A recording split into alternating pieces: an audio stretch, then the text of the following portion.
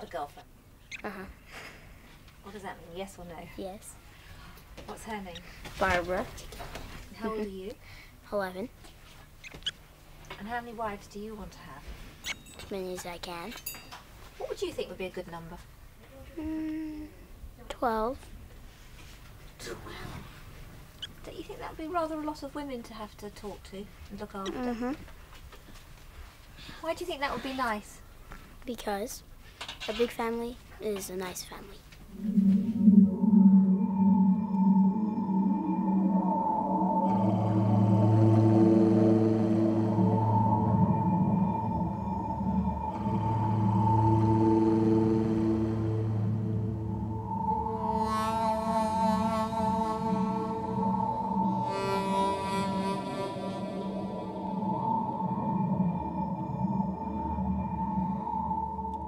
There are nearly 50,000 polygamists living illegally in the southwestern American state of Utah.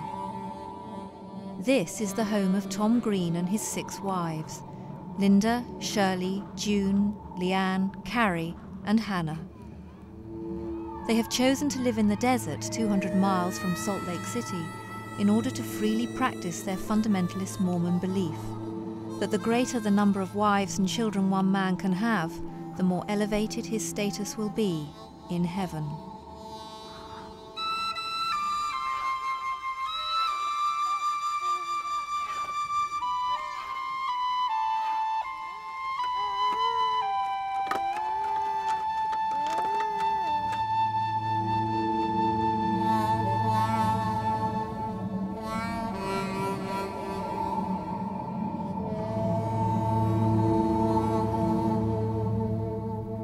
I'm 28. And when did you get married to him? I was married when I was 14.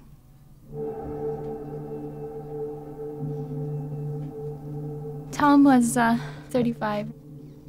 I had my parents' permission because they thought Tom was a very good man, and they could see his heart, that he was not just out to take advantage of a young girl. He wanted to build a family, and we really did sincerely, truly love each other.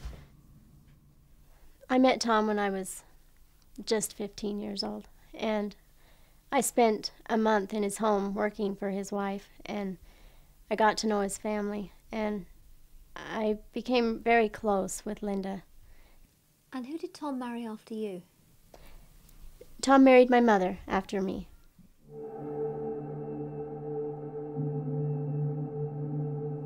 How did you meet Tom? My older sister was married to Tom, and I lived in southern Utah, and she brought him down to meet us, and things just went from there. I thought that he was strange, because he was an outsider when he came. Maybe that's why I fell in love with him, because he was different. I don't know. I met Tom when my mother moved to Salt Lake and married Tom. So you were Tom's stepdaughter? Yes, I was. I didn't see him as a father figure for very long. I think I fell in love with him right away, and I've been married to him for 9 years now. He let me know that he was serious, and if I was serious, then I needed to let him know. And so I told him, yes, I want to marry you. I want to be your wife. From the time that we first kissed till the time we were married, it was about 2 days. So it went quite fast.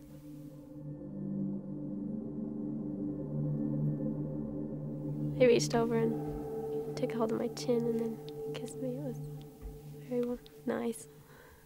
And how long was that after your sister Carrie had married him?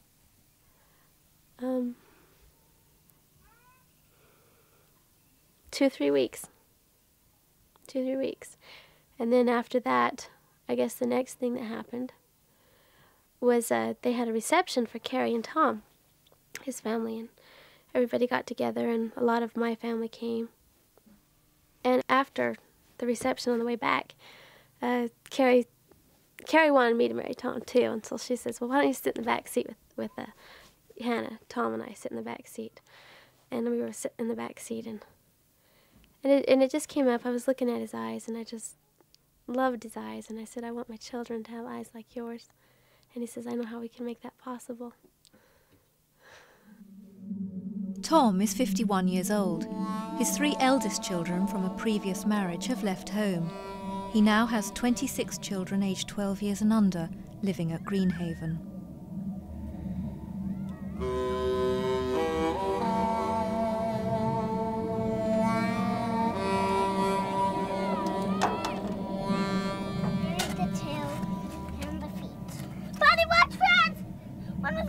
Just put the flowers beside it.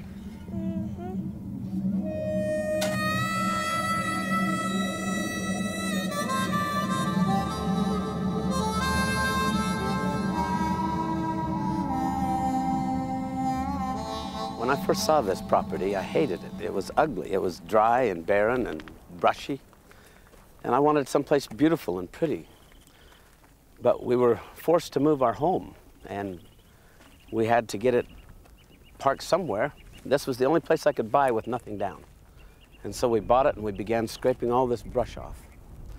And these mobile homes are only temporary. They're like tents. We moved one out and it got destroyed. The wind came along and demolished the first homes we brought. So we bought more old mobile homes. But in time, we'll have these homes parked in a circle all the way around here. And all this in the middle will be lawn and trees and flowers with little benches to sit on and a playground for the children. And they'll be able to come out of any one of the homes and go into this inner courtyard area. And we won't have to worry about them wandering off into the bushes with the coyotes and the snakes. And they'll all be right here.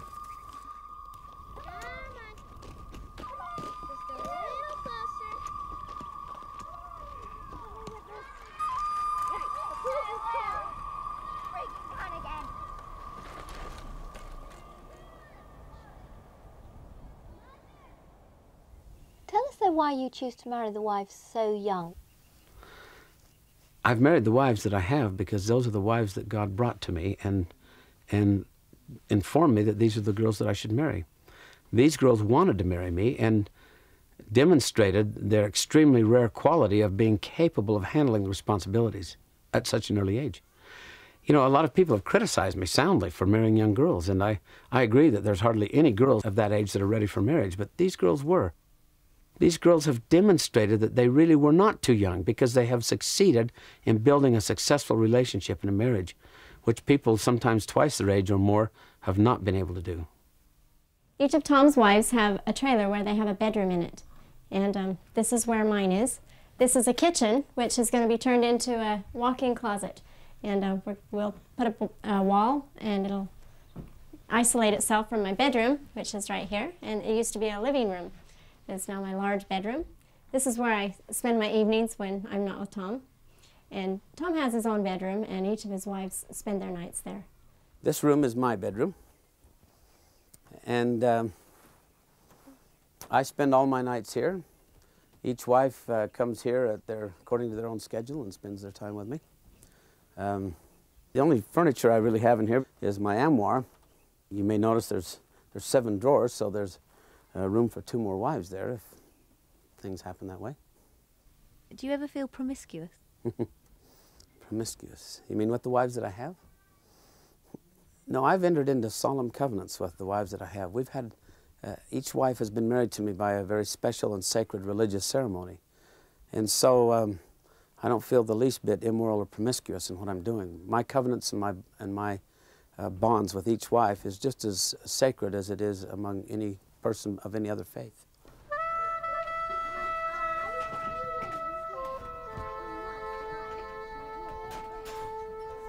Down the hall here, I have my nursery. And this is where Lonnie and Elizabeth spend their time. This is for Elizabeth and Melanie. And this bedroom here is a spare bedroom. We're going to combine it with the bathroom bedroom and turn it all into a large bathroom.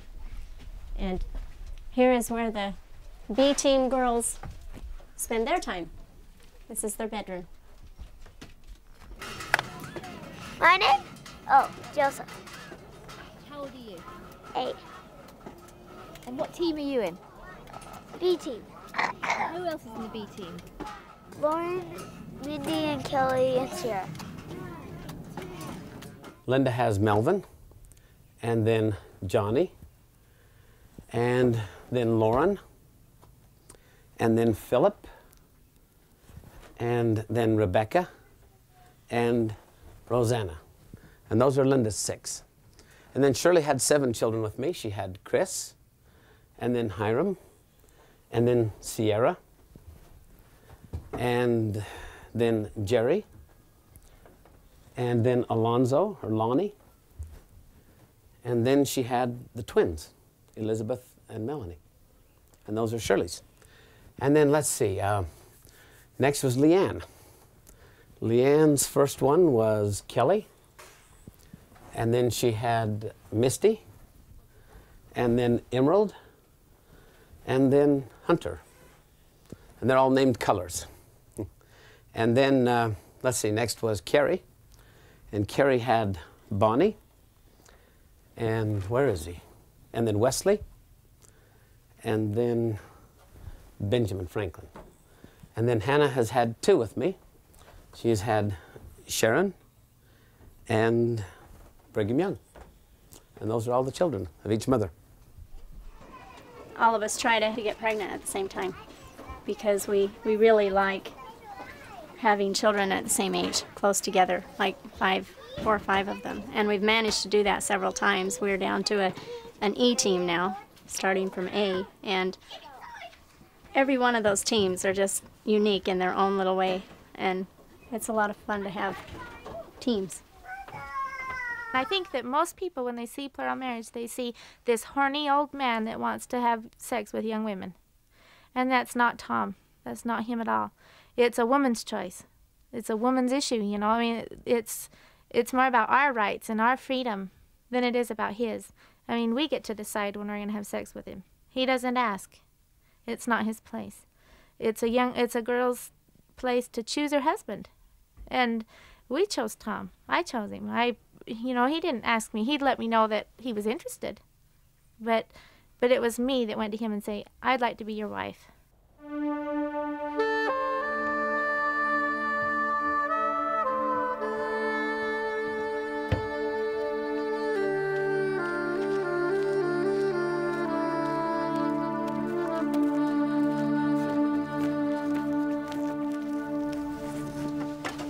you love him very much?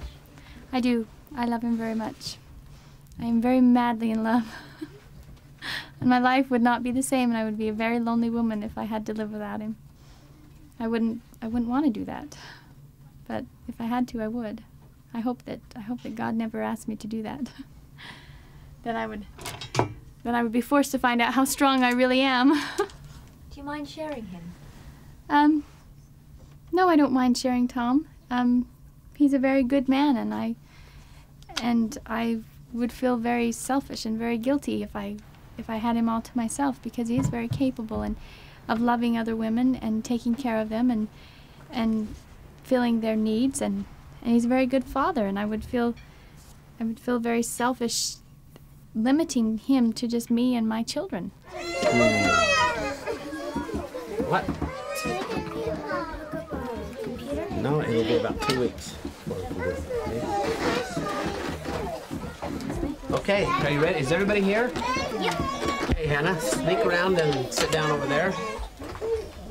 Carrie?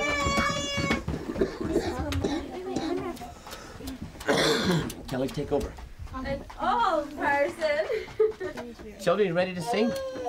Brigham, let's sing to Mother Hannah. You ready? Okay, everybody. Happy birthday to you. Happy birthday to you. Happy birthday, Mother Hannah. Happy birthday to you.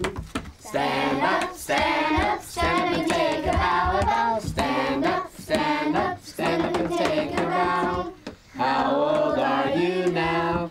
How old are you now? How old are you, Hannah? How old are you now? 22. Yay! At last, finally. Father, What? a couple of years ago. How about the sound? Wait just a minute. The what? Tell her. Say heavy, heavy hangover. Heavy, heavy hangover with a mindful hand. When you wish this person would knock on a hand. I wish you a horse. A horse.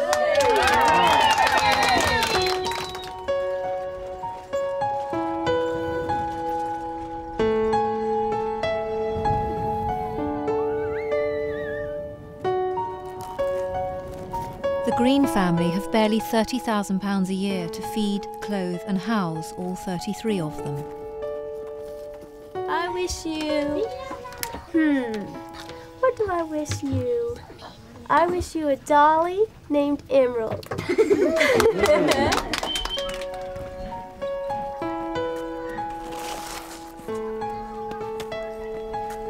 I wish you... Whoops. A horsey. Do you want a horsey and a cow? And a cow? Okay. To preserve their fundamentalist way of life, the children have little contact with the outside world and are educated at home by their mothers. I wish you a husband that will treat you like an angel. Will you give me? Each of my wives have their own independent personalities. And I encourage them to to develop their personalities independently. I find that I relate with each one of them differently. Linda is, she's very level-headed, she's very mature, she's very intelligent and has a fantastic memory. Just so amazing in her abilities that I feel extremely fortunate and blessed to have her as a partner in my marriage. And Shirley is as devoted and diligent as any mother I've ever seen. I won great respect for Shirley because of that. Shirley's just a lot of fun to have around. And Leanne keeps life really fun for the family and for me. Besides that, I really like the way she dresses. It's just fun to look at her walk by. I get a thrill just out of watching her walk by. And Carrie is such a stalwart. Carrie amazes me how she just diligently, devotedly works her heart out for this family without complaining, ever. In 8 years of marriage with Carrie, we've never had an argument. Carrie's like the pillar that holds up the family.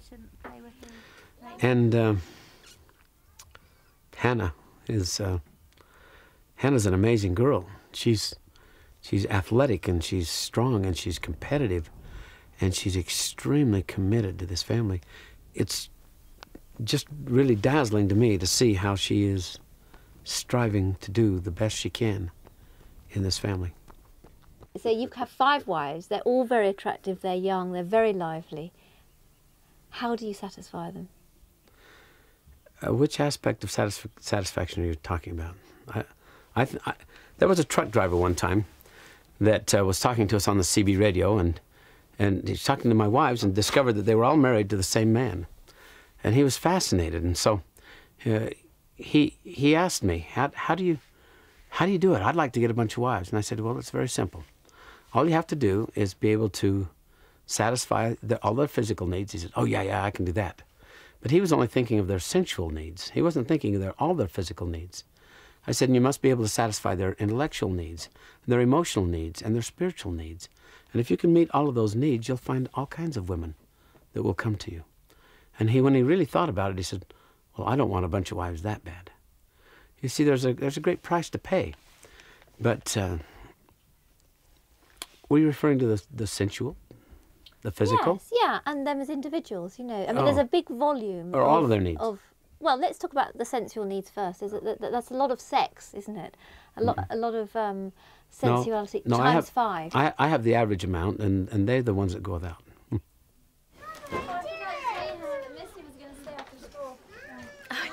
That's all right.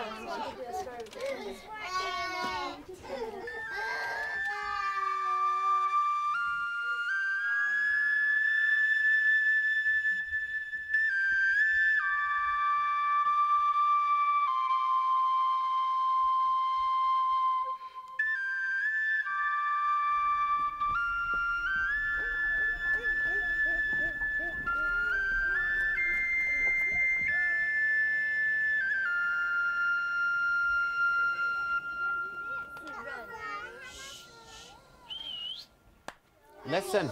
Stand up. Sit up. Sit up. We're going to do Miss Elliott's count.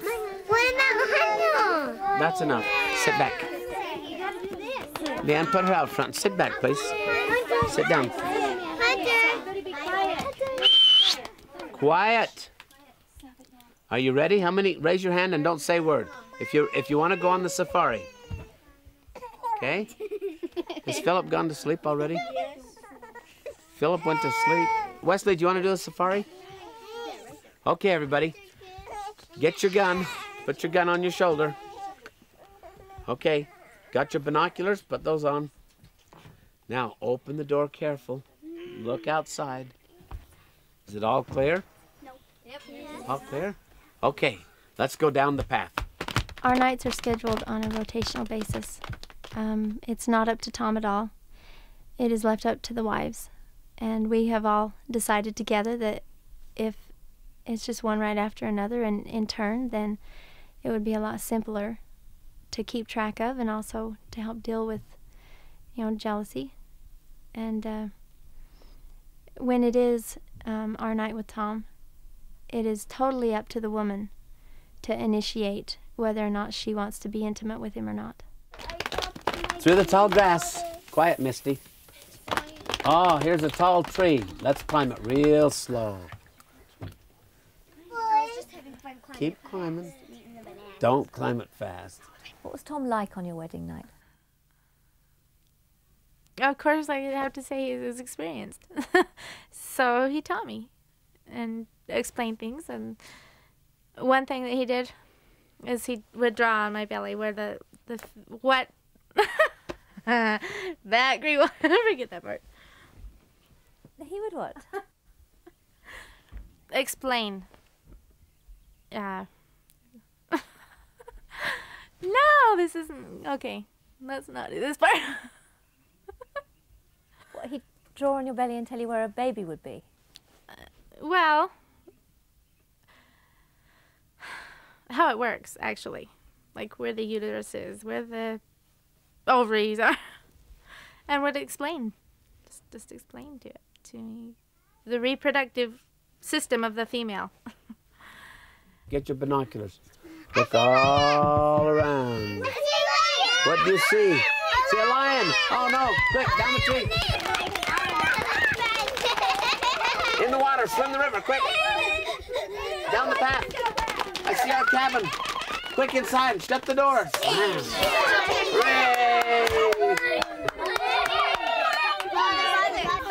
Is it unusual for a mother and daughter to be married to the same man? I've heard of a lot of them, but most people think it's wrong. I don't see anything wrong with it, really. It is kind of rare to have your mother marry your husband, but in some areas and regions it's not. But isn't it strange to see your mother going off to spend a night with your husband? It may sound very strange to think that my mother was with my husband, but you have to realize that this is the way I believe life ought to be lived. And this is a very deeply held religion for me and my family. And through my whole childhood growing up, I was taught the values and the reasons and the whys and the hows. And for me, it was natural.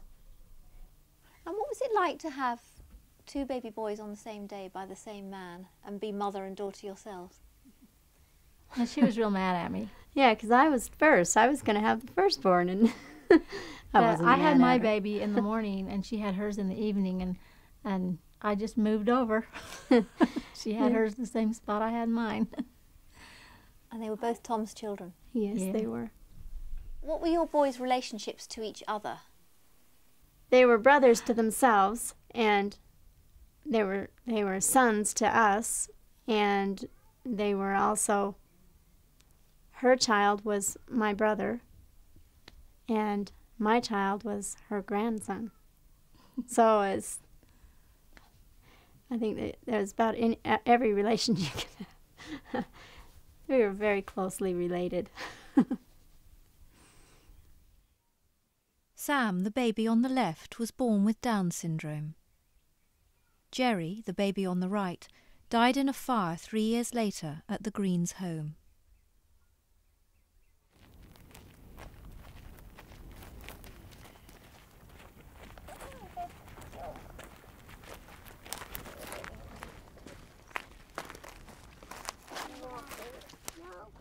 He's in heaven, not died. He's not in died. He's in heaven, not in died. A couple winters ago, our home burnt down, and Carrie and Linda managed to get all of the children out, and Jerry was the only one that they could not get out, and he burnt. He died in the fire, and we all miss him. The night of the fire, I had made plans to go to Salt Lake because I was a month prior to having my twins, and we weren't sure if they were going to come early. And we had made plans to go to town that night, and I had made a point to not say goodbye to my son because he gets so sad when I do. And several hours after going to bed that night, we got a call on the phone, and Tom answered the call, and it was Linda. She was at a neighbor's home, and said she had told him that, she said, "Tom, the house burnt down, and we got everybody out." And his chest just gave a sigh of relief. And then she says, "Except for Jerry," which was my son, my fourth child. And there were 25 children in the old homestead we were living in. Later on, we found out that it was a wiring problem.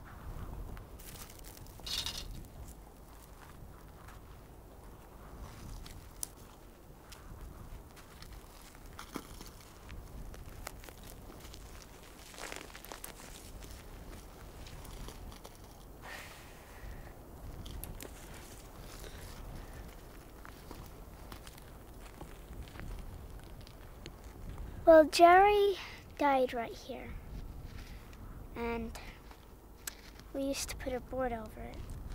But now my mother, the one who born Jerry, she has his body in a little container, and his body is ash now. But they did find a couple bones and stuff, so we had a funeral, and I just didn't like the fire. And Jerry died here. Do you come here often? No, not so often. We go to here more than his grave, though. But I go to his grave more often. Hardly anybody's gone to his grave. I gotta help bury him. I just didn't like it. When that fire occurred, the shock of knowing that my son did not get out, I just kept shouting no. I mean, in my heart. You know, when something happens that you just don't ever want to have happen, and you want to make it unhappen, but you can't, you know? And then I thought, but it's winter, the snow's deep, and we don't have any shelter. Where am I going to put all my children?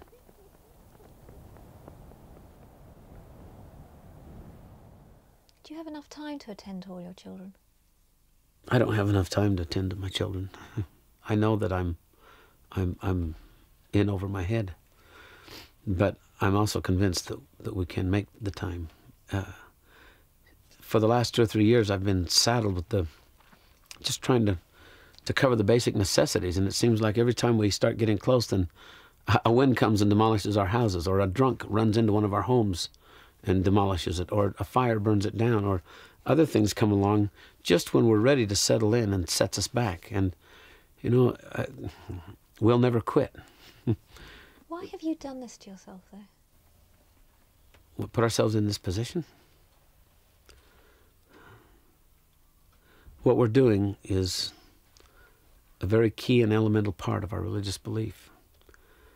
And it's tremendously challenging, and commensurately, it's tremendously rewarding.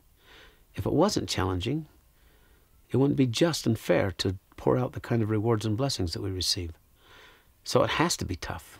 Mother, these were in the Bible.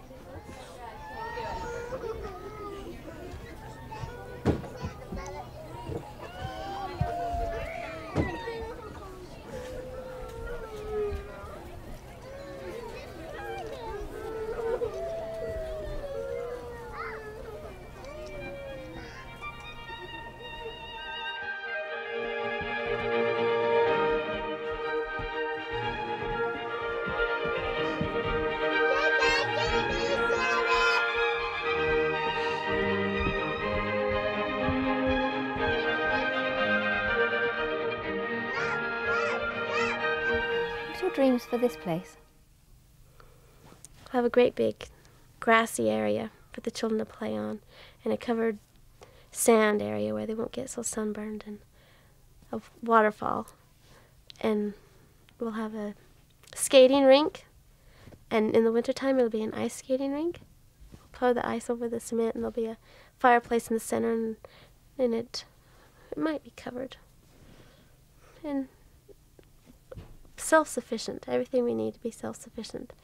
Granaries and cows for milk, and make our cheese and yogurt and butter, and horses to go explore everywhere with the different teams, take different teams at a time and go explore.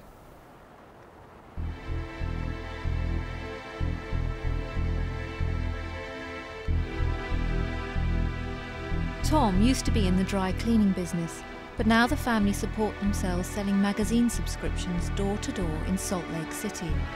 They make the 8-hour return trip once a week. It's an erratic business, but Hannah and Leanne are often successful, especially when accompanied by a couple of children.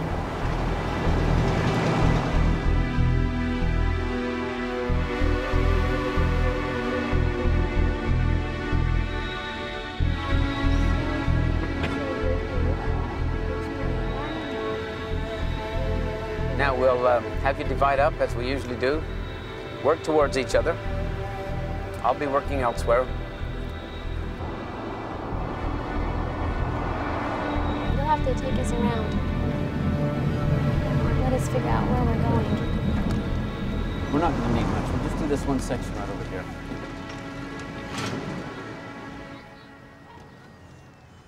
Up to me.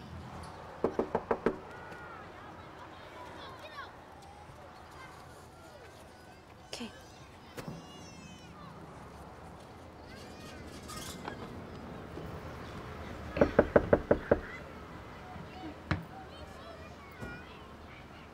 What it is the TV Guide is setting up new service routes in the area, where they deliver the TV Guide right to you through the mail each week. And as an incentive to get the route set up, they're offering what they call a 198 special. What that is. Leanne and Hannah managed to sell only one subscription, earning another £80 for the family, enough to feed them for 3 more days.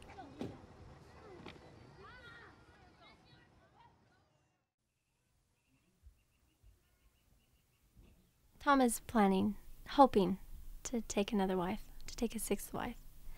And so are we. We would love to have another sister wife. And I think it's very exciting because it's going to be a new friend, you know. This is my courting shirt.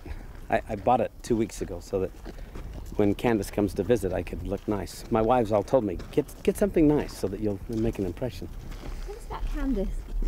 It really tickles me that my wives are concerned about me making a good impression on her because they like her and they hope that she'll choose to join our family. But Candace's father is my adopted son. It's a religious relationship that we have. And though we've known Candace since she was young, it's only lately, in fact, after she turned 16, that she began to show an interest in the family in a different way than she had before. She's begun to flirt with me a little, and it's kind of fun. Oh, know, he's off in the clouds. He's falling in love. It's that feeling that you get when you can't think of much else except the person that you're in love with and that you want to be with, and so that's what we call La La Land.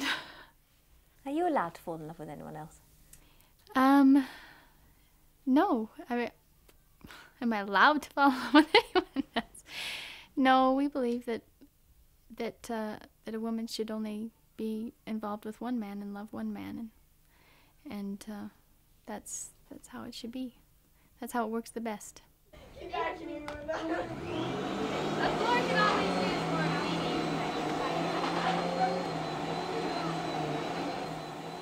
The Green family are preparing for Candace's visit. There's a lifestyle on offer here, as well as a marriage.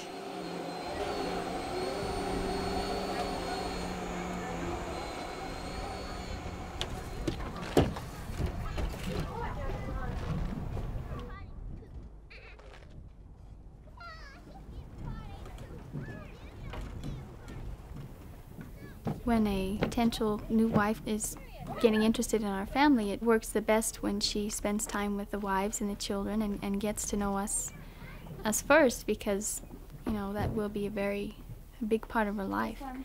It's important that she does get along with us and does have a relationship with us, because she's also marrying us and not just Tom. Candace, tell us a little bit about yourself. Myself. Who are you?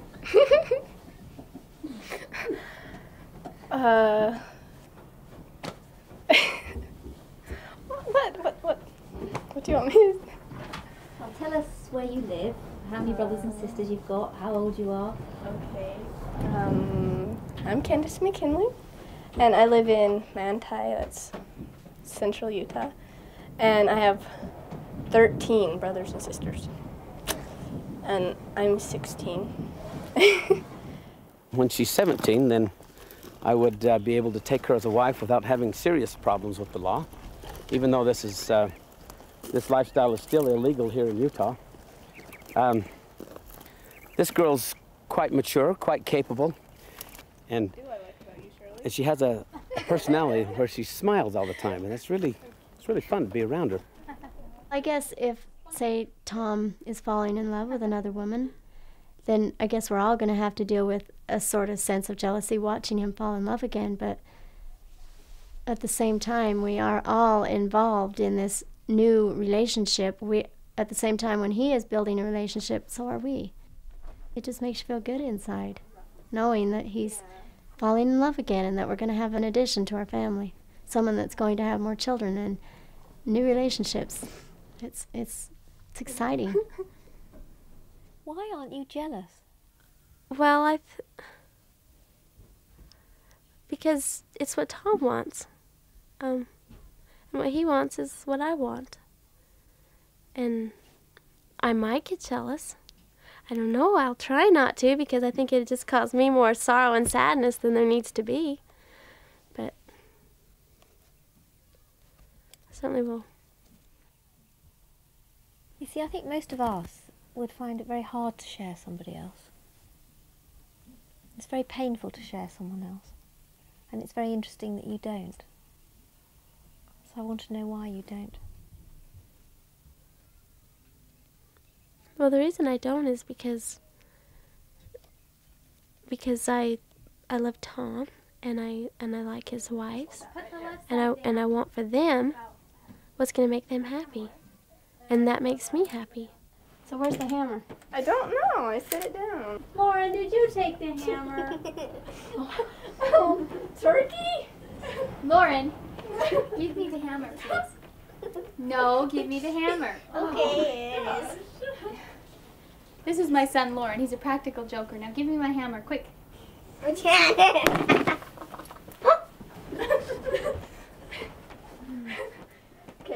do you have to offer a young girl then?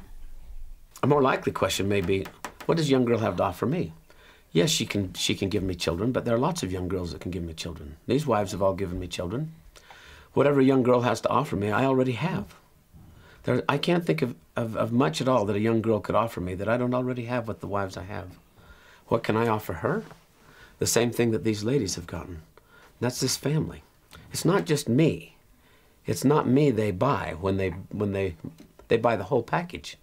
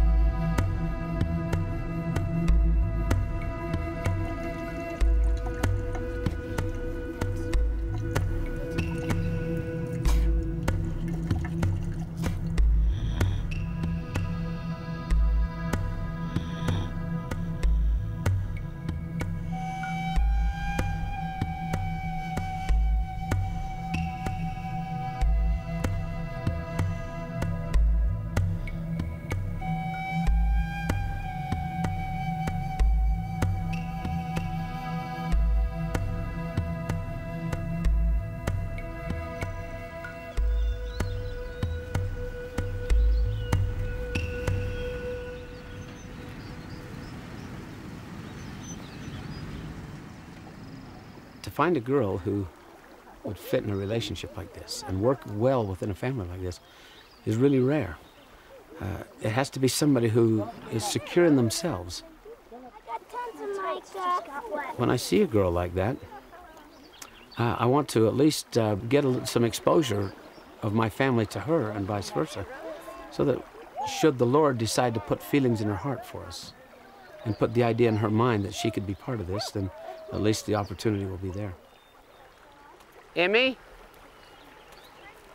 Emerald, you must stay up here on this side. Don't go down past those bushes or I can't see you.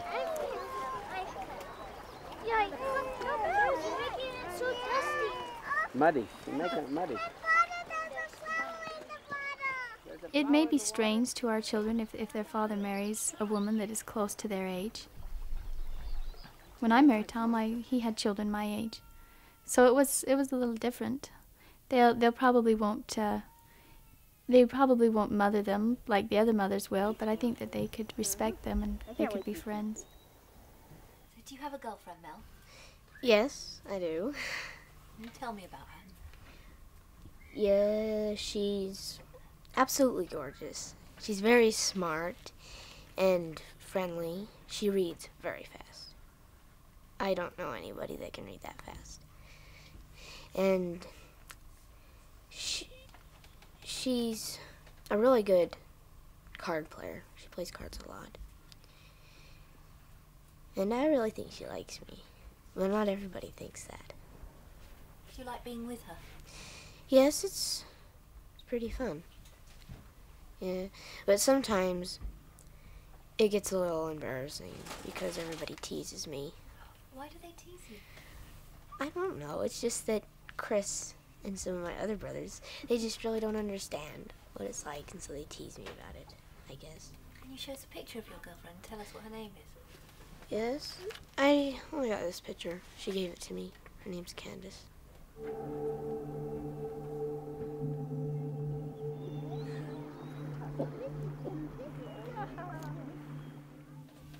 Who gave you that picture? Her. She gave it to me. Does she like you? She has a picture of me. Right by her bed, too. Well, I think she likes me. She really expresses it. Do you worry that his heart will be broken? Yes, I'm concerned that it could be, but I think that if he loved her enough, that he would want her to do what she wanted and be happy.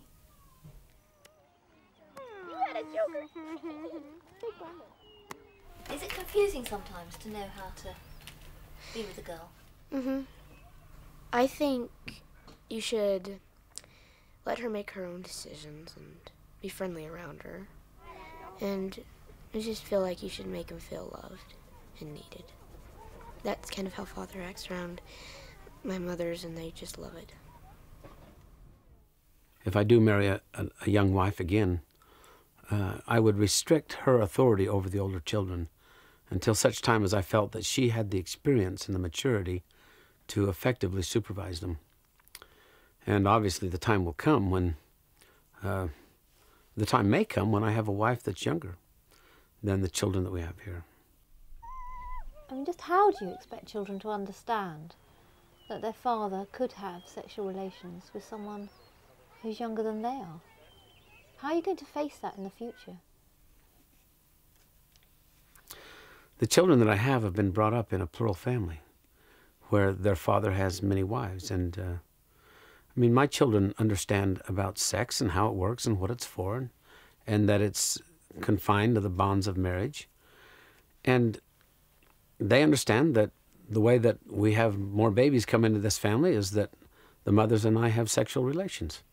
They don't think anything of it.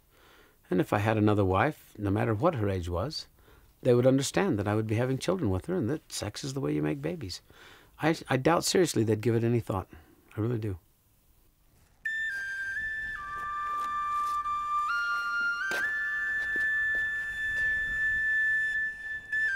How do you deal with the sort of charge that could be levelled against you by perhaps a British audience, that in Britain you'd be prosecuted for child abuse for marrying girls aged 14?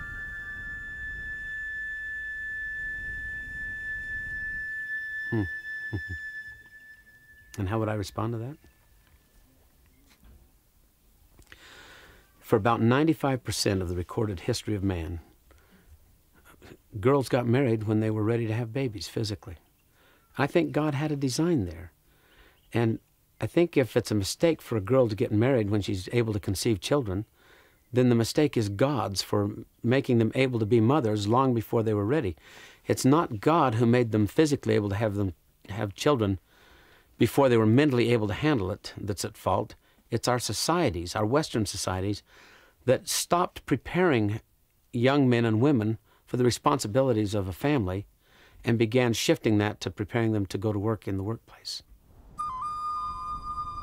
In Utah, it is still illegal for a man to have sex with a woman who is not recognized to be his wife. The authorities do not acknowledge religious plural marriages as lawful. The police is coming after you. You're not going to get away with this. Are you likely to be arrested? Right now, there's a great push by an anti-polygamous group to get me arrested, because they keep telling people that polygamy didn't work for them and it can't work for anybody. And then my wives tell people it works for us. And so they would really like to have me discredited by being arrested and thrown into jail. They've been pushing the county prosecutor to go after me, and I don't know what he's going to decide. There's a chance that any day the sheriff's cars could roll up the driveway and handcuff me and haul me away to jail. We live with that fear hanging over our head, but if I go to jail for my religious beliefs, I'm not ashamed.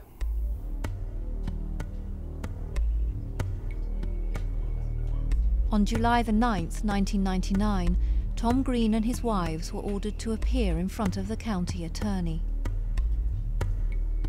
And there shall be no disputations among you. Tom is still waiting to hear if he will face trial. What are disputations? Does anybody know?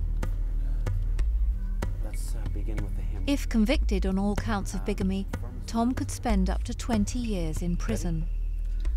Firm as the mountains around us. Consequently, Tom has delayed any marriage plans with Candice.